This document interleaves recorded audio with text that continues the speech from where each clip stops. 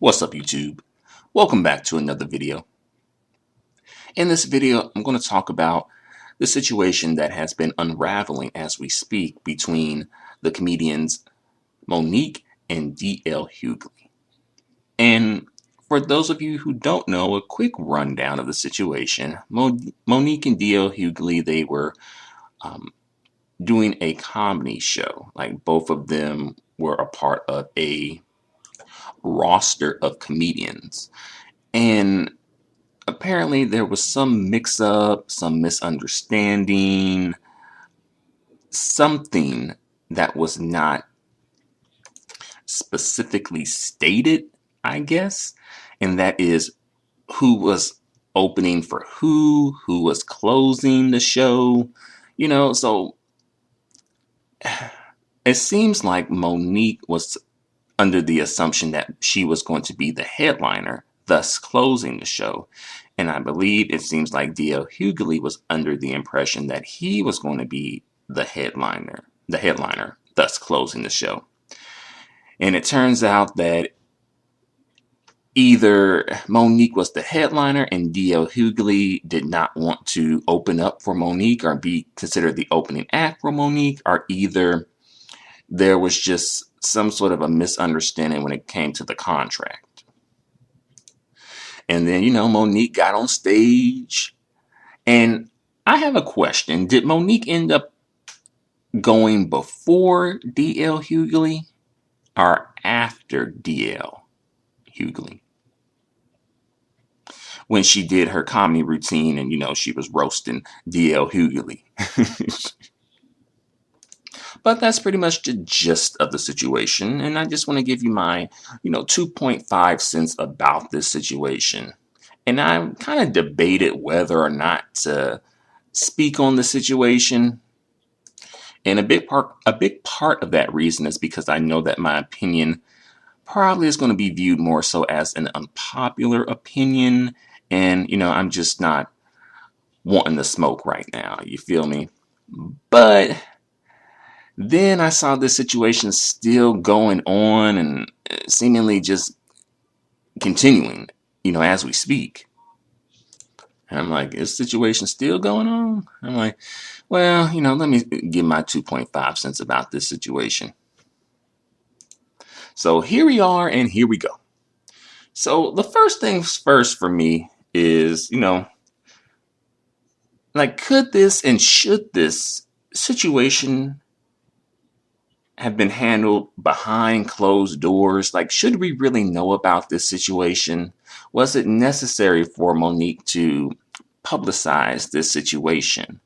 Now, I know in some situations, I give Monique some grace in terms of her publicizing her situation, say with, Oprah Winfrey or Tyler Perry, Lee Daniels, etc. But this situation seemingly happened moments before she went on stage, or at least within the same day that she went on stage. And unfortunately, this isn't a good look for Monique, and I'm not sure if Monique is still trying to, get back in Hollywood, quote unquote. Not that I don't think she truly ever left it per se, but you know what I mean. Get beyond being blackballed and get back into getting, regular roles, or roles on the regular. And if that is the case, then I don't think this situation is going to help her. Because for one, it's ultimately, it seems like whenever we hear about Monique, unfortunately, it's attached to some negativity versus a project that she's in, usually. And not to say that Monique is, in the wrong about some of the situations that she has spoken publicly about, but it gets to a point where people do start to question you if it seems like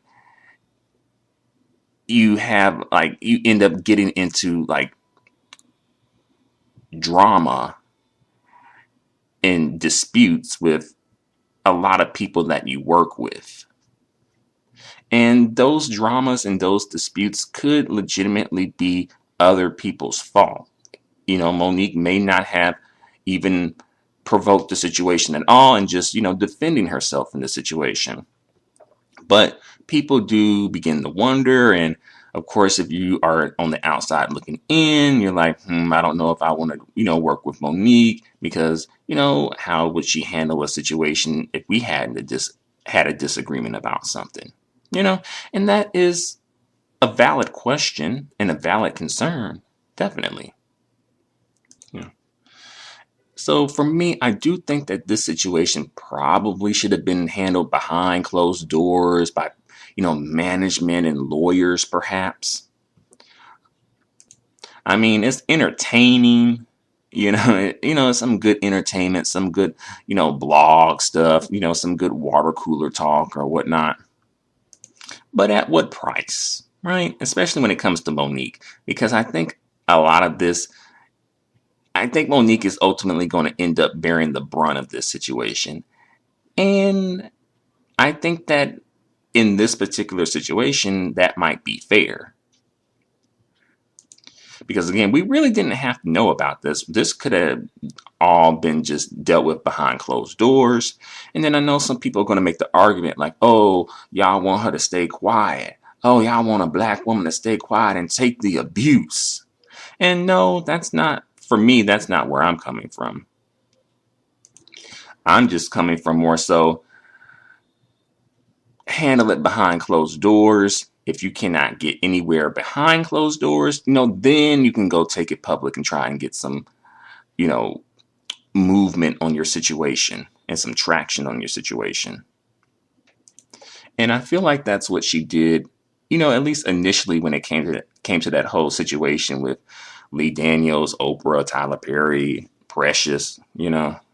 I think that she tried, but then it got to a point where it's like, okay, she needed to go public and speak about this, or she felt like she needed to do that.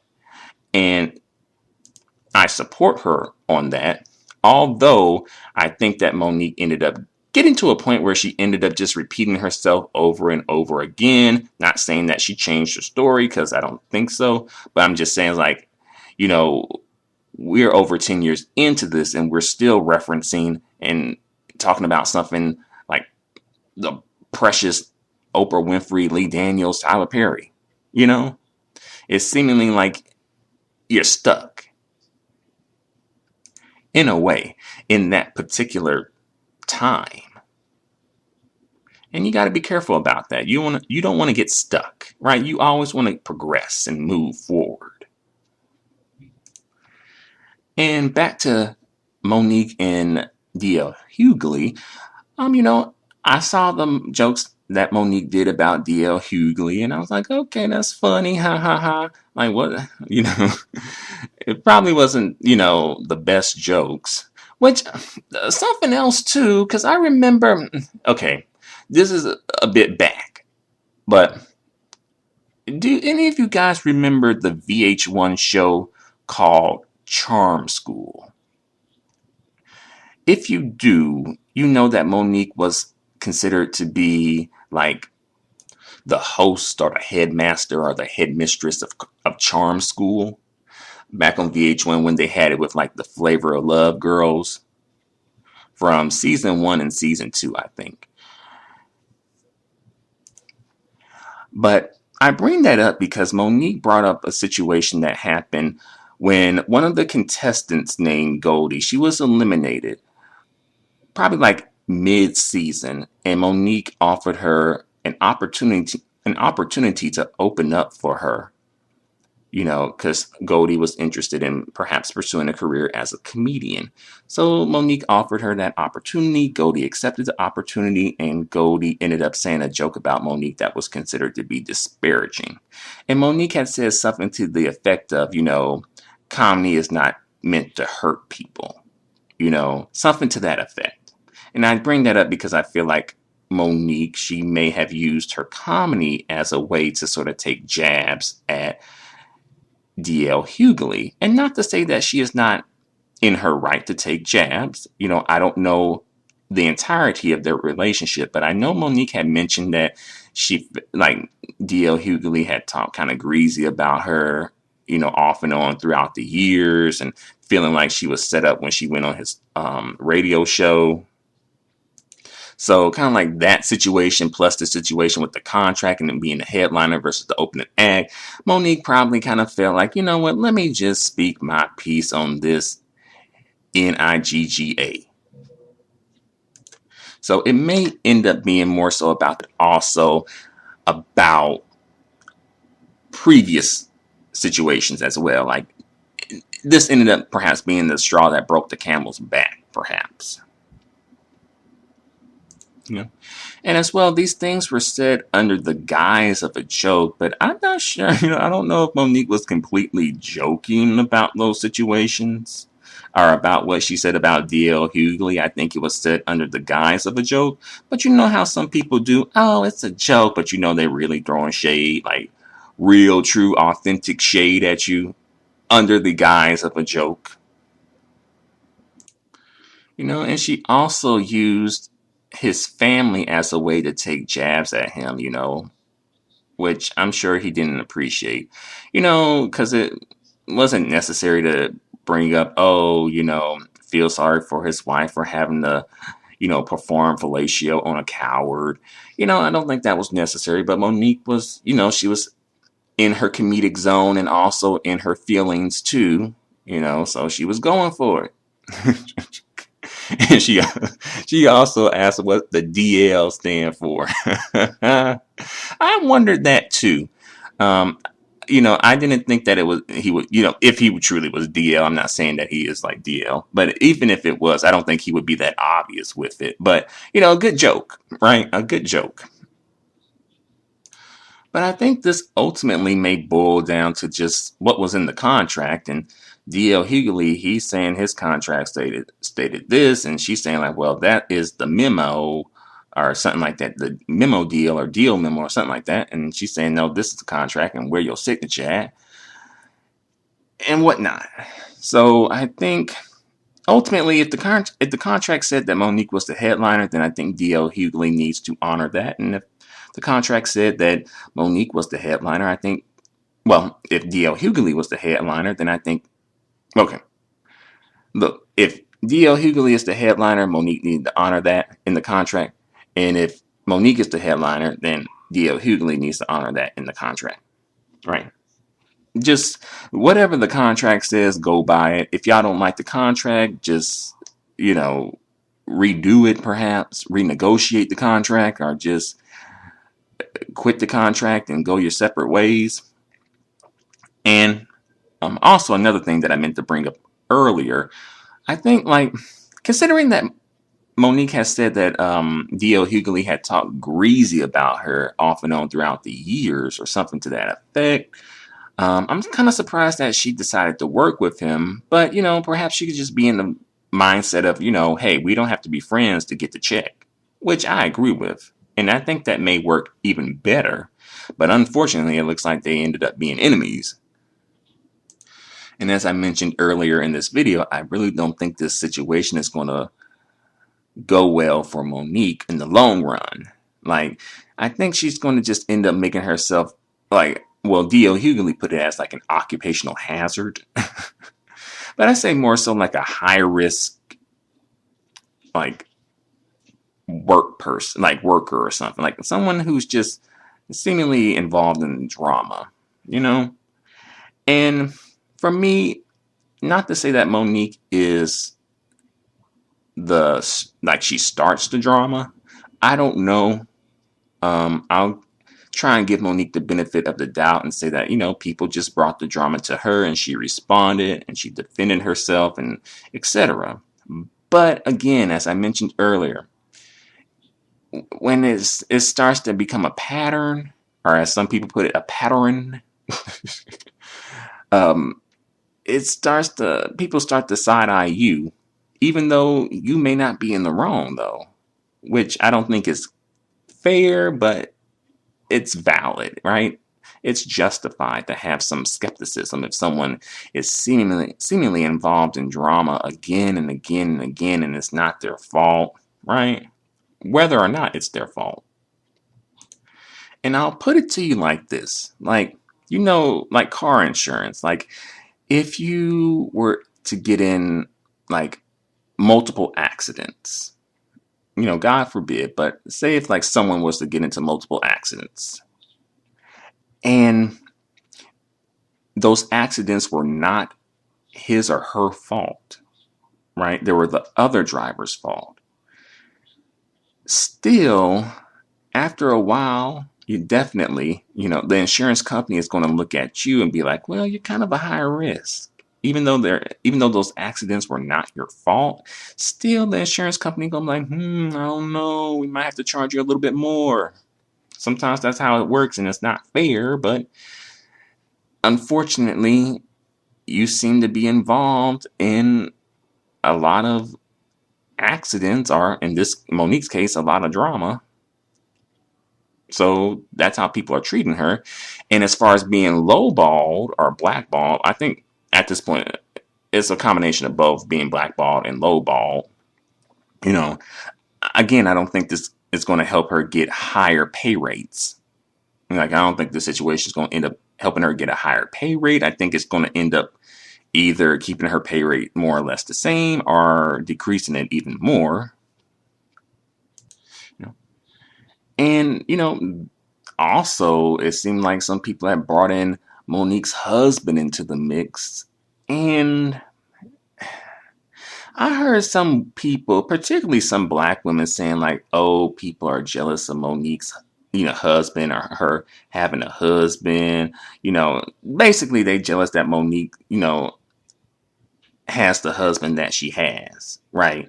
And he stands up for his black queen, right? And the thing is, I'm like, well, what other choice does he have? I mean, well, for one, he's her husband, so just for that alone, he should be doing that, right? I don't think that is something that is completely out of the ordinary, and that we should throw a parade for. But this is Blackistan, so of course we're going to be doing that. This Saturday, we will be throwing a parade for Sydney Hicks and Monique, because he a black king that supports his black queen. Right? But seriously, like, I really don't think the people who are speaking about the situation are by and large jealous that Monique has the husband that she has. I just don't think that. And again, as I mentioned, as far as defending Monique, well, for one, he's her husband, so he should be doing that. Also, he's her manager, so he should be doing that as well as her manager. And also, again, he is on her payroll, so if Monique don't get the paycheck, right? If Monique don't get the check, he don't get the check. You know. And for the women out there, the women out there, especially the women out there who are saying that folks are jealous, right? Would you want your husband to be on your payroll? Right? Would you want your husband to have to depend on what you doing to get the money? Because the thing is, like, if Monique don't get the check, right? If Monique don't get the money, then Sydney ain't getting the money, right? So that's why, their household takes a hit when Monique takes a hit. Now, if Sydney was taking a hit, then the household would still be running strong. But it's not happening like that. And, if perhaps Sydney can take on some other clients, or work in another aspect of the entertainment industry to help bring home the bacon, And there's people who have issues with her husband because they kind of feel like maybe like the whole downward spiral, quote unquote, started to happen with Monique when Sydney kind of entered the picture, or at least became her manager. And also, from what I've heard, Monique and her husband have an open relationship. So I'm like, are people, who people are accusing of being jealous, like, are they supposed to be jealous of that too? Because I think ultimately this is being focused on the, women, especially like black women being jealous of Monique, having her husband. But again, ultimately, like I don't think the black women out there who are being accused of being jealous, I don't think they're missing out on anything in particular. I mean, and again, I don't know, Sydney could be the greatest father behind closed doors. He could be the greatest husband and most supportive husband and all that good stuff. But, unfortunately, we have to go by what we have, you know. And right now, this is what we have. And I really wouldn't bring that up, but folks started throwing out the jealousy label, the jealousy card about folks, saying folks jealous of Monique having a husband, as if they can't go out and get a husband and be in the same situation that Monique is in. Like, if that is the bar, I'm pretty sure the majority of black women can reach that bar. Let's be real. And again, he's her manager, so she's paying him 15% as well, at least, right? But it's gonna be some mammy mule, some pick me out there who gonna be all like, girl, that's a black king. Whoop-de doo. Scooby doo. I'll pay for one too, girl. Shoo. Where they at? Where they at? Shoo. My 15% right here, king. You can have my 15% of my paycheck, black king. It ain't nothing but a chicken wing, black king. And money isn't everything. I'll say that. But it is something. It is something. And another kind of like argument that I'm hearing being thrown around that, this is, about protecting black women. Oh boy, here we go. This is how black women get got. Being so thirsty for black female advocacy from people. And the thing is, this situation is not about protecting black women. I don't personally view it as that. I view this more so just on an individual level. And protect black women for what in this situation involving Monique? Protect them from what? And I'm guessing people feeling like, oh, Monique is, she being downplayed because she should be the headliner. And perhaps there is some bias mixed in that, right? Because Monique did say something like, oh, she closed for the Queen's economy and DL opened for the King's economy, bruh. Or something like that. And ultimately, I do think that people view the kings of comedy in a higher regard than the queens of comedy. Not fair, not right, but I'm just stating the bias. But again, this is how black women get got, right? And black women were doing this with that whole Will Smith situation with Chris Rock, too. Oh, it's about protecting black women. Like, Will Smith wasn't about that and Monique ain't about that. They were just being self-serving, and that's fine for them to be self-serving. We all are self-serving, at least to an extent. Let's be real. The problem I have is just don't make it seem like it's for the collective when it's for the individual. And I'm not saying that to shame black women, who may be thirsty for advocacy, because I don't think it's entirely black women's fault. I think that it's set up by design to have black women feeling thirsty for advocacy, like specific advocacy, like black female advocacy, because a lot of times it's like, oh, it's black advocacy. And it's like, oh, well, since it's black advocacy, it should apply to black women too. But oftentimes it ends up just applying to black men, and perhaps black women just get a little bit of a spillover of that. But yeah, so again, I understand that aspect. So I'm not shaming black women who are hungry for black female advocacy. But I don't think this situation is it. Yeah. Oh yeah, and by the way, I don't like that folks kind of came for Sydney Monique's husband. I don't like it, but unfortunately, that's kind of like part of what happens when you start talking about people. People start talking about you, and I think that Monique, she kind of can be a bit like nice, nasty.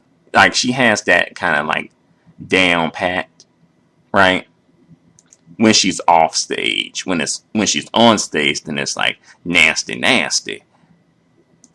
But hey, at least Monique, able to still get in the comedy game. Like, she's getting, booked for comedy clubs and stuff. Um, I forgot to mention this earlier, but I'll just give a quick rundown of some of the people who Monique has had issues with over the years. Like Lee Daniels, Tyler Perry, Oprah Winfrey, Deborah Lee, who used to be the CEO of BET, Will Packer, uh, Whoopi Goldberg, now DL Hughley, also Wanda Smith, um, perhaps Cheryl Underwood, Adele, not the singer Adele, like the comedian Adele, Kim Whitley, right? And not all of these situations were Monique's fault, to be fair. But unfortunately, the situations may end up causing people to hesitate to work with her. But I'll bring this video to a close. Before I do, I just want to give a brief summary and just cut to the chase. Basically where I'm getting at is just that basically the situation, it should have been handled behind closed doors. We shouldn't know about this. We shouldn't know about this situation, at least not at this point, right? Now, if the situation ended up getting legal or something, or someone ended up leaking some information and Monique ended up speaking on the information being leaked, different. But I don't think we should know about this situation, at least at this moment. And I think it should have been made clear who was the headliner. And if the contract made it clear that Monique was the headliner, then DL Hughley should honor that or get to step in.